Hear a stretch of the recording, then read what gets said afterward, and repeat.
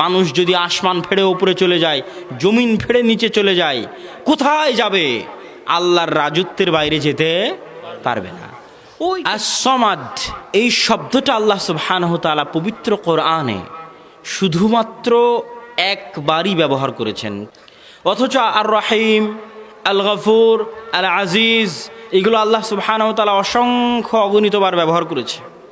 এবং এই সামাদ শব্দের যে তিনটা বর্ণ, সদ, মিম, দাল, এই তিনটা বর্ণ এতটা ভারী, এতটা প্রভাবশালী, এতটা প্রতাপশালী যে শুধু এই তিনটা বর্ণের উচ্চারণ মানুষের হৃদয়কে কাঁপিয়ে দিতে পারে।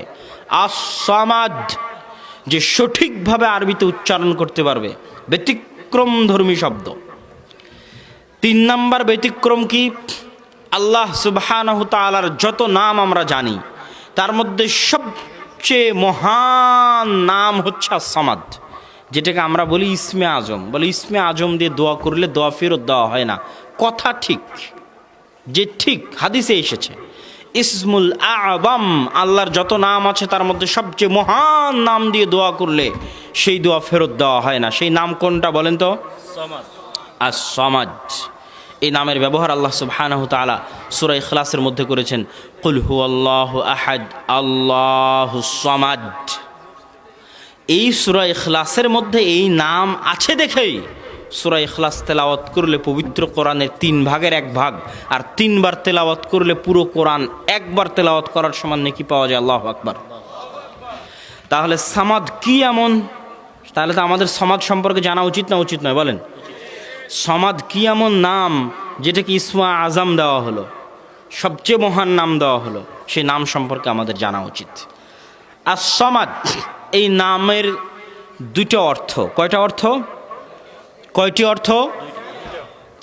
1, আল্লাহ সুবহানাহু তাআলা অমুখাপেক্ষী। 2, আল্লাহ সুবহানাহু তাআলা ব্যতীত পৃথিবীতে যা কিছু আছে সব কিছু তার মুখাপেক্ষী। 2টা অর্থ। আল্লাহ সুবহানাহু তাআলা অমুখাপেক্ষী, আল্লাহ ব্যতীত পৃথিবীতে যা কিছু আছে তা তার মুখাপেক্ষী। মানলেও না মানলেও, বিশ্বাস করলেও না বিশ্বাস করলেও, বুঝলেও না বুঝলেও, ইচ্ছায় ও অনিচ্ছায়, অনুগত অবস্থায় বাধ্যগত অবস্থায়, চাইলেও না চাইলেও, মানলেও না মানলেও, আসমান জমিন এবং তার মধ্যে যা কিছু আছে সবাই কার মুখাপেক্ষী? আর আল্লাহ কি কোনো কিছুর মুখাপেক্ষী? না। তাহলে এটা আমাদের একটু ভালোভাবে বুঝতে হবে, এই মুখাপেক্ষিতাটা কি।